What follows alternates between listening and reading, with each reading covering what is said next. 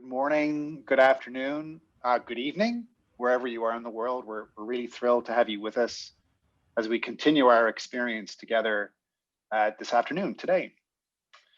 I'm John Purcell, and I work with the product team here at Mabel, and I'm joined by friend and colleague Joe Lust today. Joe, like to introduce yourself?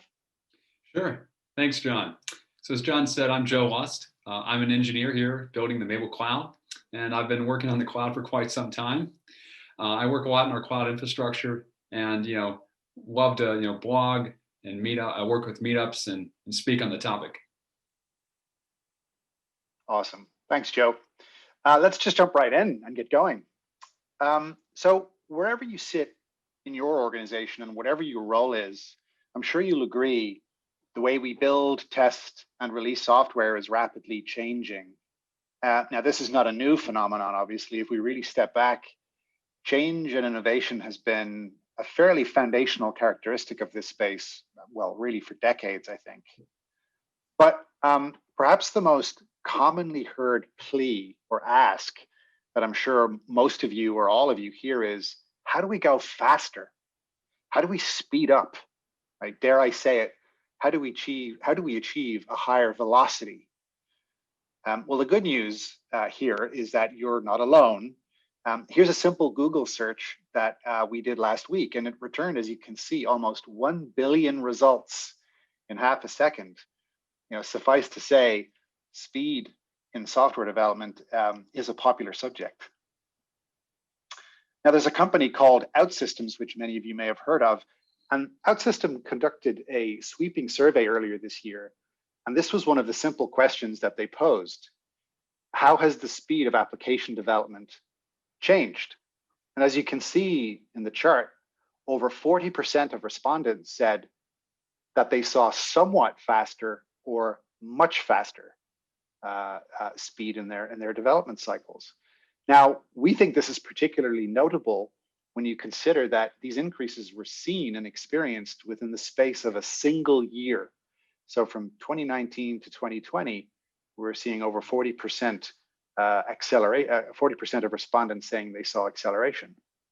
Now, we conducted our own survey of over 1,000 SDLC professionals in the industry, and we were exploring really, how test practices and methodologies fit into the world of automated software development and pipelines. And as you can see here, deployment frequencies are almost certainly increasing. In fact, we saw notable increases among those who deploy biweekly, weekly, or daily, as you can see highlighted in the chart here.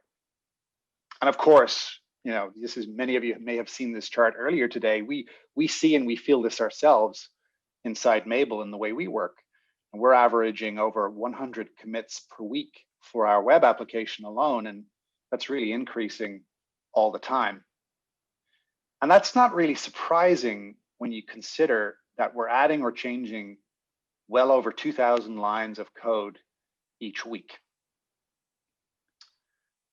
Now, I don't think there can be any argument now that our desire to accelerate is still really deeply felt. It's profound, I would say. And our rate of software production is increasing every year. You see it, on a global basis. This is a trend that has really taken hold.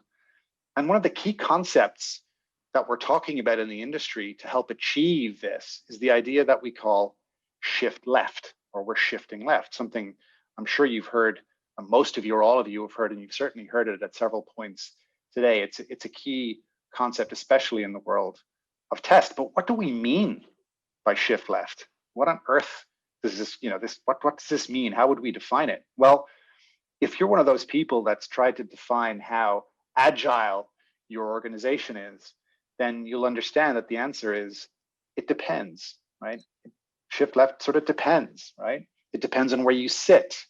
It depends what your role is in the organization, and who you think is responsible for what, and how the organization views that sort of thing. And as this picture suggests, if you happen to be in a Scrum team, then it can actually feel disorienting to a great degree. So in exploring sort of a few different ideas on this, we found a couple of thoughts that kind of resonated with us.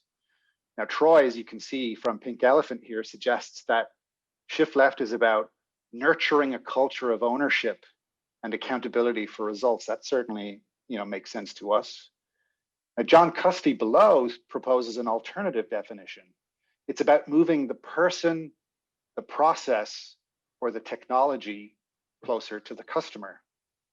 I especially like this definition because, as we've sort of shown, we're trying to really shorten the time between functional creation by our software teams and functional consumption by our customers. We're really trying to shorten that time period. Now, as we think about this space at Mabel in particular, shift left for us means testing earlier and testing at various stages of your software development cycle. And it means really accepting the idea that comprehensive testing need no longer be deferred to sort of the stages at the end of the cycle. We don't need to, we're not deferring testing to a later stage. It means that certainly Mabel is working hard to ensure that you can rapidly and effectively execute this level of testing whenever and really wherever you want in your cycle, in your process. And you can efficiently isolate important insights from the results that testing produces. And if any of you were able to attend one of our customer spotlight sessions this morning, we heard from Chelsea at Riot Games about the kind of collaboration and engagement that this idea created between her quality teams and the developer teams that they work with. Really sort of democratizes this idea that testing comprehensively can be done really anywhere or everywhere, as the theme of this session speaks to. And I think we know why that's important. Again, a theme that we hear and talk about quite a bit. This well-known study from the NIST reminds us that identifying, catching, and fixing issues earlier can be orders of magnitude cheaper for us and for those around us. And if you put some real numbers around this, the session that Izzy and Katie shared earlier today, there was some data that they shared from the Consortium for Software Quality. And it essentially stated that the total cost of poor software quality in 2018 was $3 trillion. And of that $3 trillion, almost 17% of it was related to finding and fixing defects. 17%, that's almost $500 billion. So there's real numbers and real dollars and real cost associated with this. This is not just an academic exercise. And one of the most fundamental beliefs that we hold really firmly and closely at Mabel is that you do not have to sacrifice levels of quality in order to accelerate your delivery.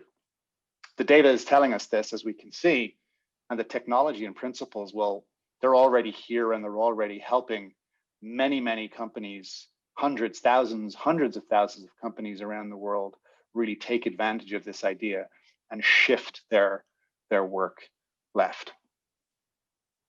But where are we going? Right? That's sort of where we are. Where are we going? Well, at this point, I'd like to invite Joe back in to help paint a more vivid picture for us here. Joe? Thanks, John. And we're going to digitally hand the baton here if you want to give me that control. As John explained, things are shifting left. But what does that mean for the QA industry? And where is that QA industry headed? Well, who would know better? Who should we ask? We decided we should probably ask you.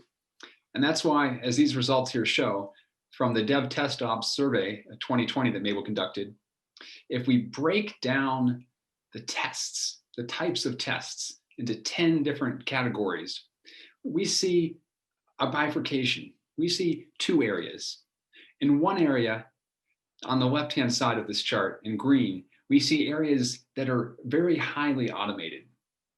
What that means is they are generally amenable to automation in your CI/CD pipelines, whereas in the other tranche, on the right-hand side here for the most part, for example, functional tests, system tests, smoke tests. These are areas that are rather more difficult to automate and to put into your automation pipelines, which is why we still see in these cases 43%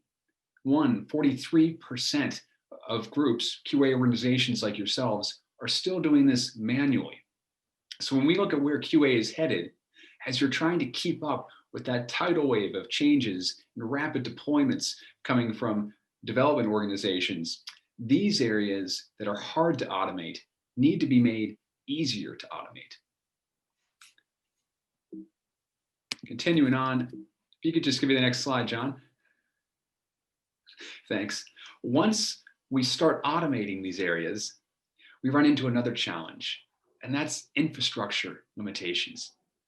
So, for example, let's say you have a very modest set of tests in your organization. You have 50 scripts, and you don't want to rewrite the same script all the time, so you probably parameterize them. And that's why we have 3 scenarios here. For example, you have a login test, and you want to make sure it can log in as multiple different people, and you parameterize that using features like data tables and Mabel. But you don't want to run that against just a single browser.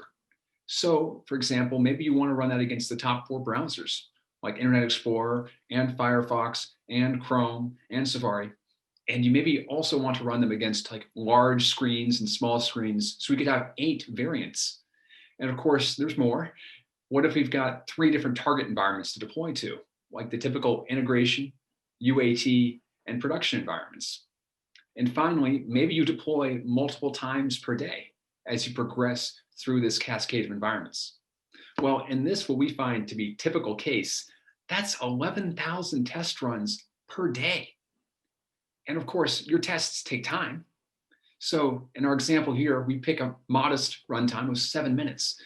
And in that scenario, we have almost 1,300 minutes of compute necessary per day to run your tests.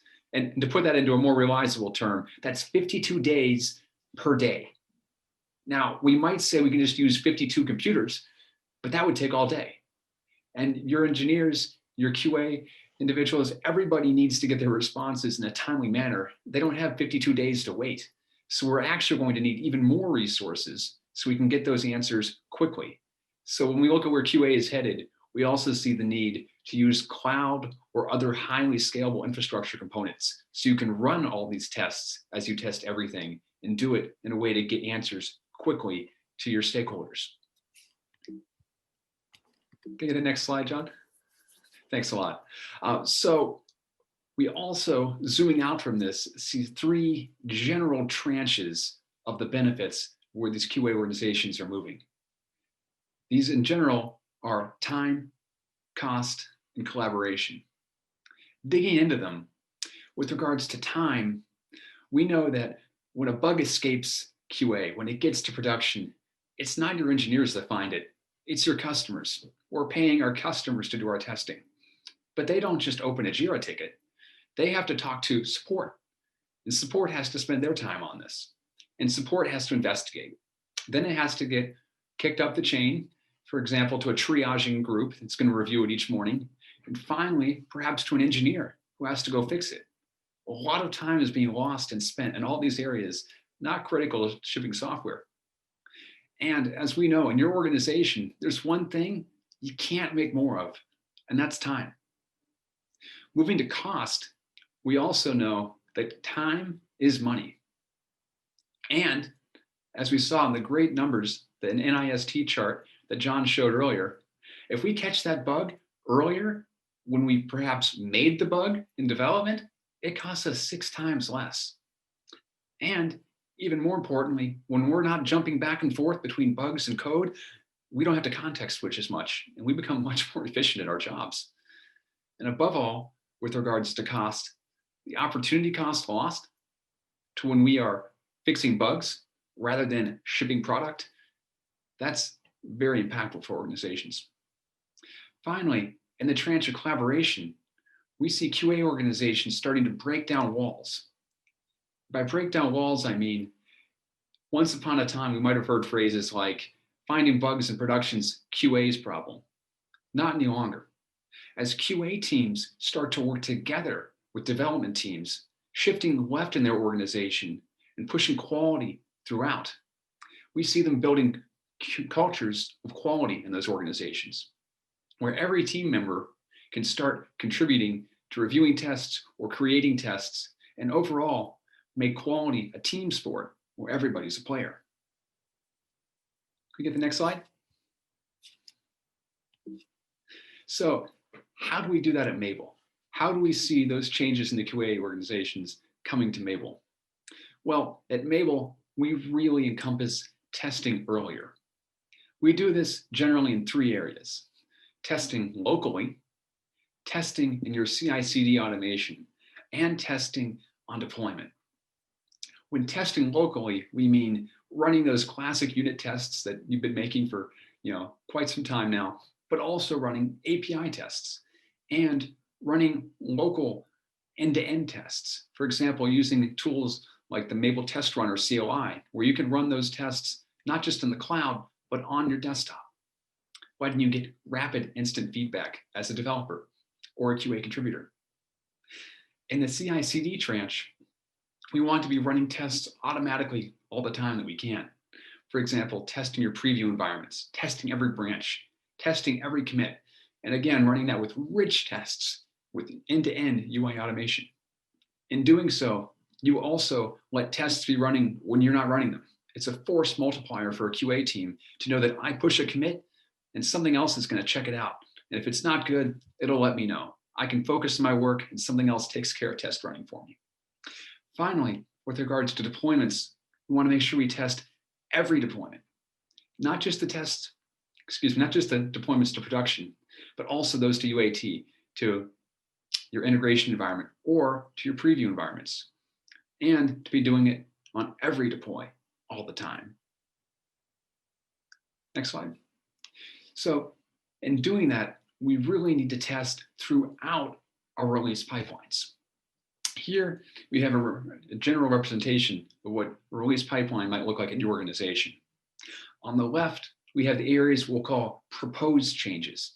This is code and code changes that haven't shipped yet, things that developers are working on. And then on the right-hand side, we've got your default branch. The code has been merged, and now it's going to go out to your cascade of environments. For example, integration, UAT, production. And then once it gets to production, keep running and testing those tests on a schedule, for example. Let's dive into the first item on the left here, the code area. Here, we want to make sure we start testing, because this is where the changes happen. This is where, I hate to say, engineers like myself, we make our contribution, we make the bugs. So we need to make sure we start testing where the bugs start. And one way we find at Mabel to make this really effective is to use our branching abilities. Get the next slide. So with branching, we're referring to the ability to say, I'm going to make a copy of my tests, and it's my private copy. And now this version controlled copy can let me run my branch of the tests and iterate with my code and with my tests until they all work correctly. Because I can't, for example, ship a test or a changed test until the changed code is shipped. And we have that ability now in the Mabel UI, as you can see in the top right here, to make those branches, to control them, to merge them. And more importantly, on the lower right, we can see the ability in the Mabel CLI to run those tests in your branch, your copy of the test, and keep tweaking the test until everything works right. And most importantly, the ability to have the loop of change your code, change your test, run it, and keep iterating in that loop until everything works. This way, as an engineer, you don't have to break your context. You don't have to jump between tools. You just keep iterating very quickly. Next slide. And finally, we want to test in your pull requests or when you're making those code changes. Next slide. And what we're referring to there, the major enabling technology we see, and it's not just at Mabel, it's becoming much popular. You'll see it across the board, especially in the last year, are preview environments. And a preview environment is where every time you make a change, that code gets sent somewhere. It gets sent to an environment. And unlike the environments of yore, where you had just one UAT, just one integration or one production, and everybody had to fight over them, now every change you make can go out to its own environment. And now you can run your end-to-end rich test suite against each change and find those errors before they get merged into the code. So you can avoid those cases where you break the main integration environment, for example, because we've moved that testing earlier. Next slide. So overall, what we have is testing across all of these release phases across your environment, testing not just in the proposed changes, but also in the main branch on each deployment and as they go out to production and continue to run in production, letting us test throughout the software development lifecycle and, in essence, to let us test everything. Thanks.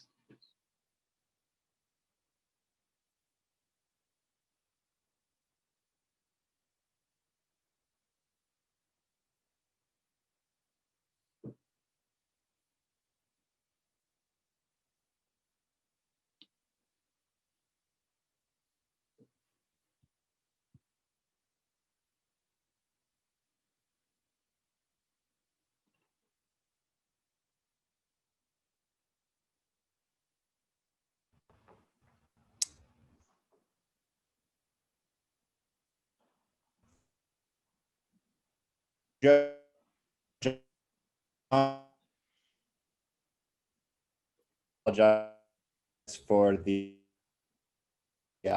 bandwidth.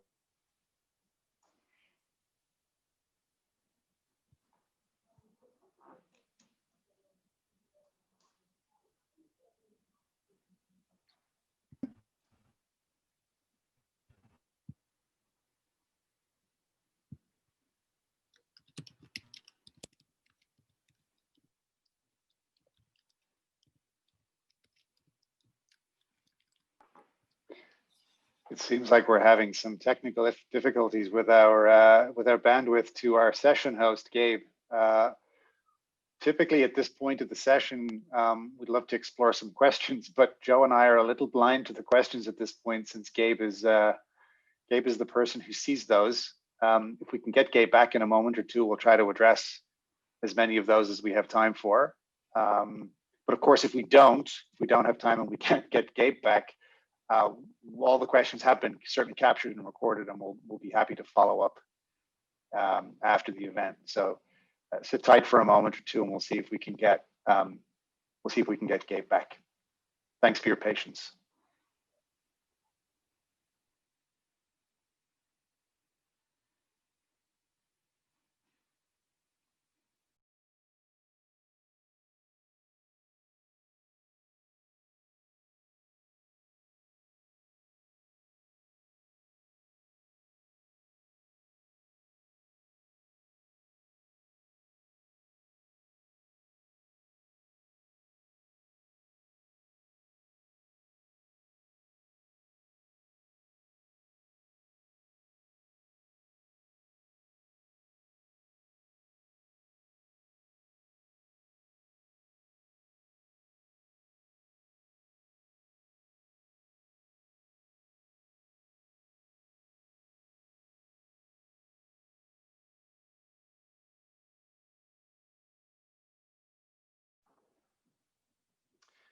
Joe, I did get a message from Gabe with our first question. So maybe you could take a run at this. The question is, does Mabel have a CI/CD integration I can use to shift left? That's a great question. Obviously, CI/CD is one of the core places that you need to have the automation as you're shifting left to really enable your teams to move quickly. And yes, Mabel does have quite a few integrations with the popular tools out there. For example, if you use Jenkins or Bamboo, if you use Azure DevOps, if you use GitHub, if you use GitLab, just to name a few, there are drop-in integrations which will pretty much just let you set it, forget it, and have your tests run when your code ships, and also to get the results back into your CI/CD environment. So yes, we have a number of those tools. Awesome. Next question that I think, again, given your expertise here, you'd probably be better suited to answer is, at Mabel, how is your software development team set up? Who owns test quality? Sure, that's a great question. You know, obviously quality is very important to us at Mabel. And, you know, we had thousands and thousands of tests from day one. Unlike some startups, you know, or maybe that's something they do later on. We've always been focused on quality. The short answer is everybody owns quality. You know, it's part of the definition of being able to ship something, that you have to have tests at many different levels, alerting. There has to be a Mabel test, which is going to test it. But on top of that, we do have groups that focus on testing in our organization. And we also have some individuals with, you know, that are the kind of the owners of quality and, you know, collect statistics and keep us all on the right track as well. Got it. It is a team sport, right? Yes. Next question. This is a good one. Testing every commit sounds neat, but how do you handle the overhead of so many environments? That is a great question. And this is something that's only really been possible for the last few years through the application of modern cloud technologies. But the neat thing, and we've actually done a few talks on this in the past, you can probably find them on Mabel's YouTube or on our main marketing site, but is the ability to use things like ephemeral environments using like a cloud bucket, you know, like an S3 bucket, for example, or to use other serverless technologies like an AWS Lambda or a Google Cloud Function. You can use these technologies to let you ship many, many copies of the same environment at practically no cost. And that's where Mabel, for example, has probably run about 1,000 of these environments, somewhere around like a $5 total cost. So if you use those sorts of modern cloud technologies, the price can be very, very low. Great. I think we might have time for one more. Sorry to pepper you, Joe, but the miracle of modern technology. So maybe the next and probably the last question here that we have time for is, we use Jira for our bugs. How does that fit into this shift left process? Gotcha. You know, Jira, you know, it's essentially an industry standard, and it does serve many purposes, primary of which is really, you know, collaboration, so that everybody can rally around that bug and make sure that, you know, it's essentially squashed and it's confirmed, fixed, and shipped.